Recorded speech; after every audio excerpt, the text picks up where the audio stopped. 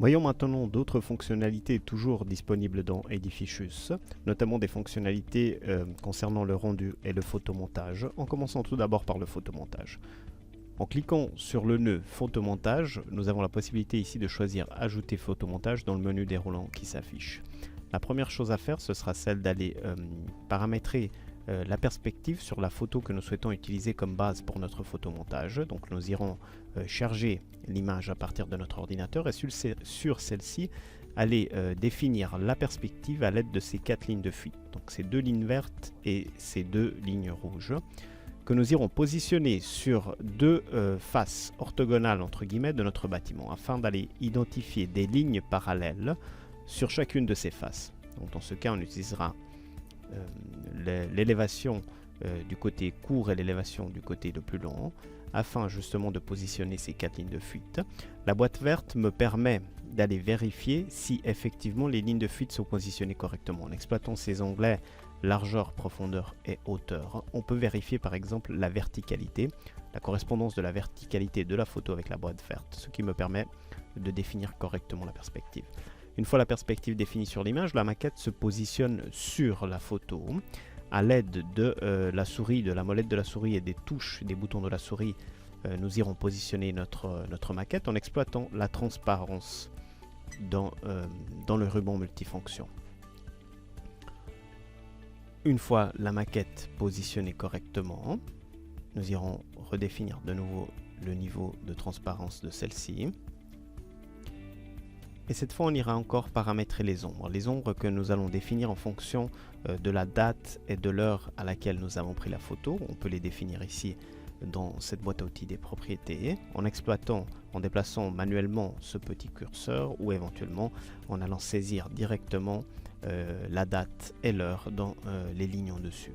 Je pourrais exploiter éventuellement aussi le bouton Play pour aller paramétrer de la meilleure façon mes ombres.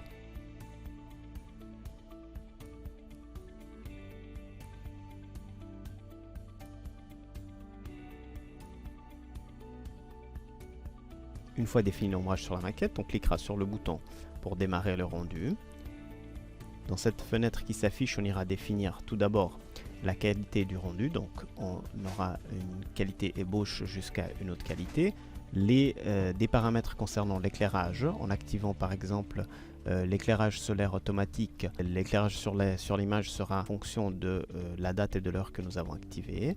En accédant dans les options, nous avons la possibilité d'aller activer des effets, notamment l'effet profondeur de champ dans la partie supérieure, éventuellement choisir de produire un rendu monochrome, donc en blanc et noir, activer les effets du brouillard volumétrique ou encore paramétrer les ressources utilisées pour produire notre rendu. Donc en allant définir par exemple les cœurs à utiliser de notre ordinateur, définir la couleur de remplissage des parties sectionnées et ainsi de suite. Une fois paramétrés tous ces aspects, il nous suffira de cliquer sur le bouton démarrer le rendu pour obtenir notre rendu.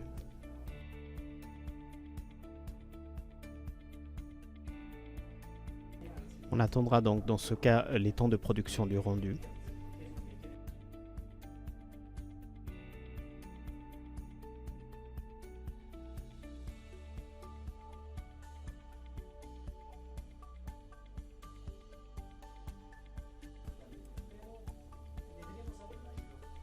Une fois le rendu terminé, nous pouvons voir que la maquette est pratiquement superposée sur l'image que nous avions à peine créée. Nous avons toujours à l'intérieur du logiciel la possibilité d'exploiter des fonctionnalités de retouche photo. En cliquant sur ce bouton, j'accède à cet autre environnement, à l'intérieur duquel j'ai la possibilité d'aller définir les objets qui doivent être positionnés en premier plan sur la maquette. Donc ici par exemple, en exploitant ces outils de sélection, on ira définir le périmètre des objets qui doivent être positionnés devant la maquette. Même dans ce cas, j'ai l'outil transparence qui me facilite un peu la possibilité d'aller identifier les objets. On commencera tout d'abord par la haie, ensuite toutes les voitures qui sont garées dans le parking du bâtiment. Donc j'irai tout simplement découper le contour des objets que je souhaite positionner en premier plan, en tenant compte aussi du tableau électrique, du luminaire qui se trouve toujours devant mon bâtiment. ce qui me permet d'obtenir un résultat beaucoup plus réaliste, donc une insertion sur site qui correspond beaucoup plus à une situation réelle et non pas à une image superposée, un rendu, excusez-moi, superposé sur la photo que nous avions prise tout à l'heure. Continuons avec les fonctionnalités disponibles dans le logiciel, cette fois pour aborder la possibilité d'aller produire des vues à l'intérieur de la maquette en utilisant l'outil caméra. Une fois l'objet sélectionné dans le ruban multifonction, pour le positionner, je cliquerai une première fois sur le point qui m'intéresse et pour en définir l'orientation, je cliquerai une deuxième fois dans la direction que je souhaite, vers laquelle je souhaite regarder. Une fois la caméra positionnée, j'accède à la vue justement qui a été définie par le logiciel en fonction du positionnement que nous avons défini. Ici, nous avons la possibilité d'aller produire un rendu en cliquant sur le bouton démarrer.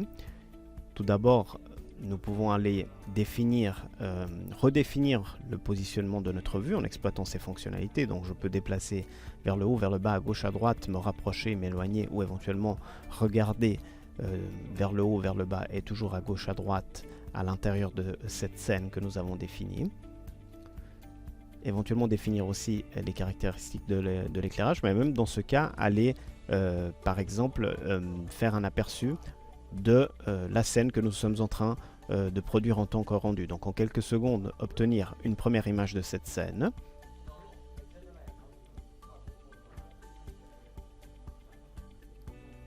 Donc ici, on peut voir par exemple que l'éclairage n'est pas satisfaisant, donc il est trop fort par rapport au résultat que je souhaite obtenir. Donc en quelques clics, je vais redéfinir les paramètres d'éclairage et redémarrer de nouveau un aperçu du rendu, ce qui me permet d'avoir une première idée de comment sera le rendu final et éventuellement choisir de démarrer le rendu ou de produire un autre aperçu.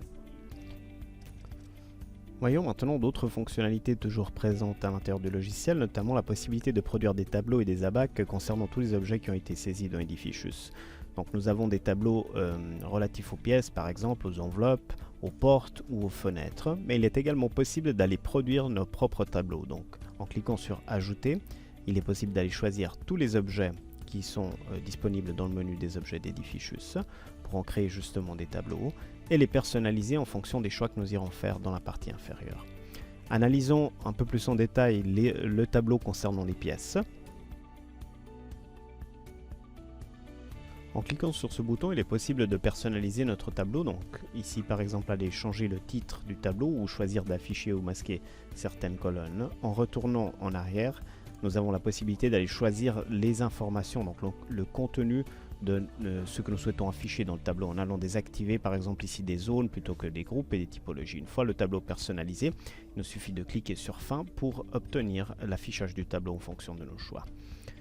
Il est possible de créer des groupements pour les tableaux, tout simplement en allant sélectionner la catégorie qui nous intéresse. Dans ce cas, ça pourrait être par exemple un niveau. Donc, je pourrais obtenir un regroupement par niveau en définissant le premier étage, le niveau rez-de-chaussée et le sous-sol. Il est également possible d'aller ajouter des lignes sur lesquelles obtenir des informations. Donc je pourrais choisir d'ajouter des pieds de page de groupe par exemple, ce qui me crée ces lignes en dessous de chaque groupe, à l'intérieur desquelles, en cliquant avec le bouton droit de la souris, je peux aller ajouter des formules. Par exemple, choisir d'aller additionner toutes les surfaces afin d'obtenir le total des surfaces sur chacun des groupements que nous avons créés, ou encore aller ajouter un pied de page total pour obtenir la surface totale de tous les groupements. Dans ce cas, les groupements seront mes niveaux. Les tableaux naturellement peuvent être utilisés sur les plans d'exécution, donc un peu comme pour tous les autres documents qui ont été produits, il suffira tout simplement de glisser et déposer le tableau sur notre plan d'exécution et retrouver à l'intérieur de celui-ci toutes les informations que nous avions mis en évidence en fonction des choix que nous avions faits.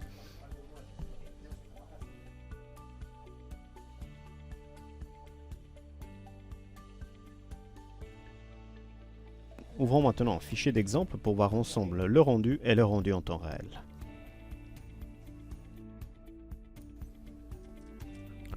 Voyons donc comment produire un rendu de ce bâtiment.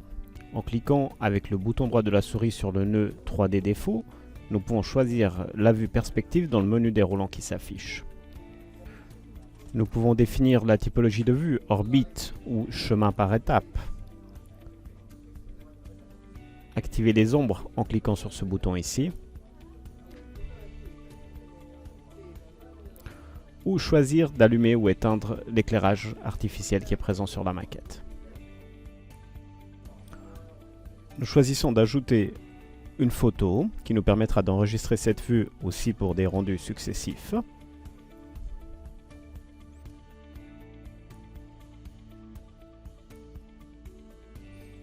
Et nous cliquons sur le bouton démarrer.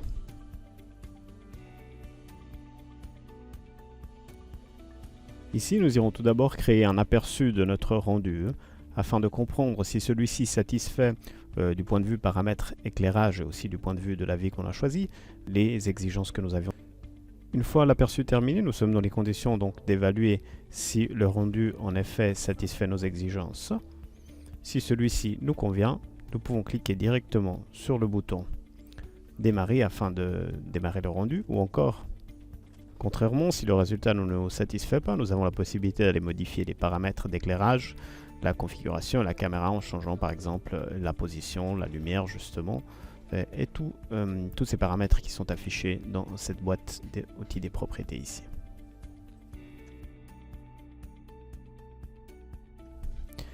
Une fois le rendu produit, nous obtenons un résultat semblable à celui-ci que nous voyons ici. Ici, on peut voir deux rendus avec un éclairage différent.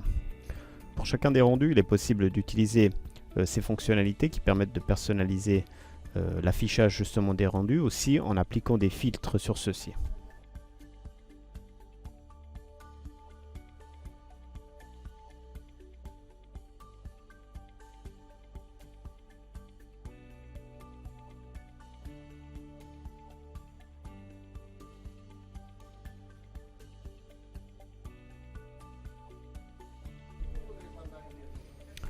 Voyons maintenant comment nous déplacer à l'intérieur de la vue perspective. En tenant appuyé le bouton gauche de la souris, nous pouvons déplacer en avant et en arrière.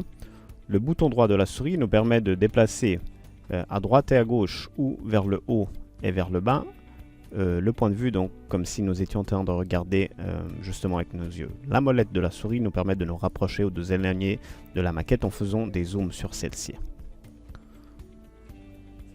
Toujours dans la vue perspective, il est possible d'aller créer ce qu'on a défini des pellicules, c'est-à-dire des prises de vue, en appuyant sur ce bouton, qui nous permettent d'aller créer justement des animations vidéo, en mettant ensemble plusieurs points de vue, qui seront successivement enregistrables en cliquant sur ce bouton rouge ici. Même fonctionnalité, nous les verrons dans l'environnement rendu en temps réel.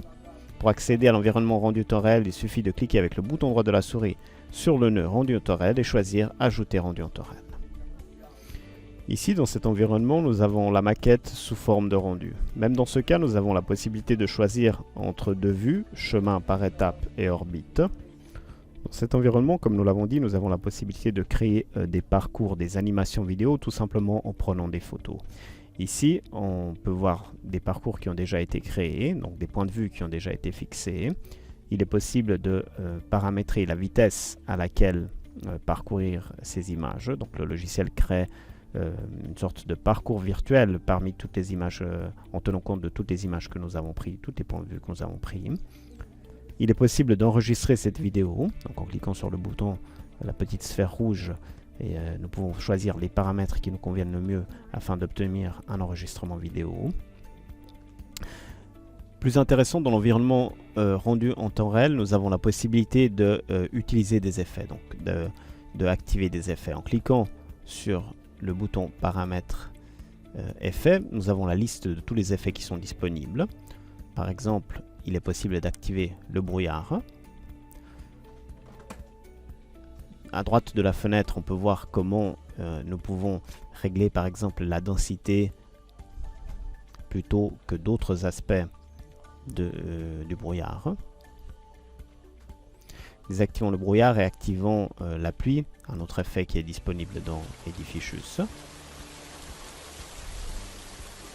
Même dans ce cas, il est possible de définir l'intensité de la pluie depuis la partie droite de la fenêtre. le vent. Donc vous voyez que en utilisant des arbres qui sont présents dans la bibliothèque, il est possible de faire bouger les arbres en définissant l'intensité du vent. L'éclairage, même dans ce cas, allez paramétrer aussi celui-ci. La profondeur de champ pour avoir un effet semblable à celui que nous avons sur les téléphones mobiles plutôt que les appareils photo les plus récents, donc en fixant un point de vue sur lequel faire une mise à feu.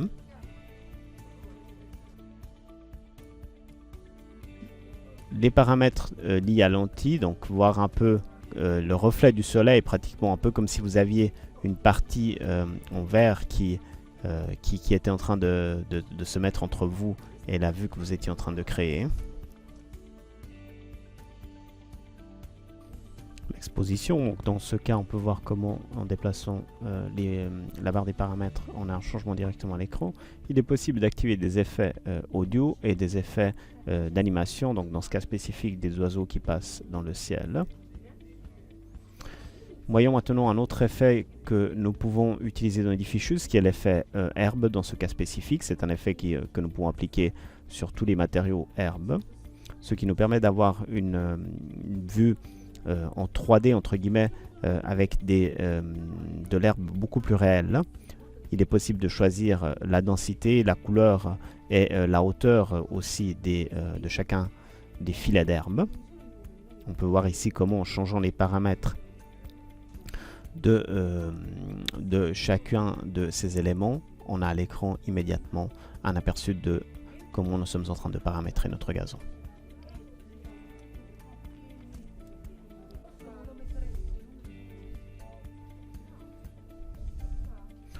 Dans la vue 3D, dans la vue rendue en temps réel et aussi dans la vue perspective, il est possible d'activer le moteur des ombres qui sont réelles en fonction de la position géographique du bâtiment que nous avons défini dans les données générales et en fonction naturellement de l'orientation que nous avons définie.